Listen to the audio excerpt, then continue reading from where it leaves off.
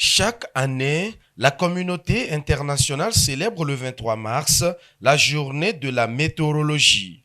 L'année 2024 n'a pas dérogé à l'événement. À l'Agence pour la sécurité de la navigation aérienne en Afrique et à Madagascar, à Sekna, section Togo, l'association professionnelle des exploitants météorologistes a rassemblé ses membres ainsi que d'autres acteurs intervenant sur la plateforme aéroportuaire pour une conférence débat. La PMAX existe, ça fait au moins 10 ans déjà. Et chaque 23 mars, nous célébrons la journée internationale de la météorologie ou bien la journée mondiale de la météorologie. Cette journée, l'intérêt qui doit marquer le plus, cela nous implique, nous, chaque être humain ou quelle que soit la personne, pas forcément un spécialiste de la météorologie.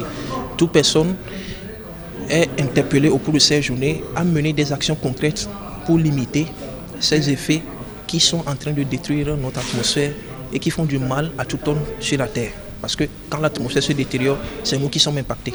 Nous vivons sur la planète, c'est notre planète, il faut en prendre soin. Le choix de ce thème vient de l'Organisation mondiale de la météorologie. C'est un thème général pour tout le monde et c'est ce thème que nous développons à notre niveau ici localement. Étudier les phénomènes atmosphériques tels que les nuages, les précipitations ou le vent pour alerter les autres services à prendre des dispositions afin d'assurer la sérénité des vols. Les météorologistes vont bien au-delà car l'action de l'homme impacte aussi négativement l'environnement. Voilà pourquoi les météorologistes veulent se positionner aussi comme des lanceurs d'alerte. Lorsque la température augmente d'1 degré seulement, donc il faut que l'avion puisse décharger moins de passagers et moins de fret.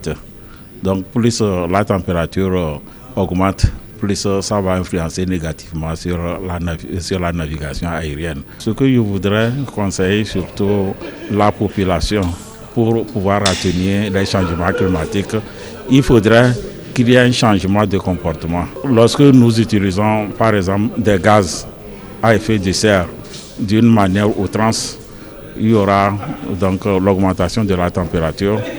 Donc il faut également éviter d'utiliser les vieilles voitures et plutôt aller vers les voitures avec l'énergie renouvelable telle que le soleil et puis l'énergie électrique.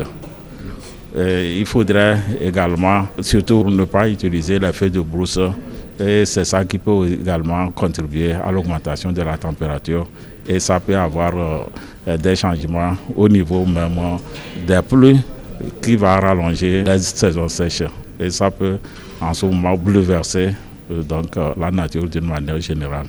La maîtrise de la météorologie permet de réduire les risques d'accidents dans la navigation aérienne et l'association professionnelle des exploitants météorologistes de la Sekna Togo compte œuvrer pour que ses membres soient toujours aguerris pour le métier. Voilà pourquoi elle invite tous les autres acteurs à aussi s'impliquer pour préserver un climat qui facilite le développement économique du pays.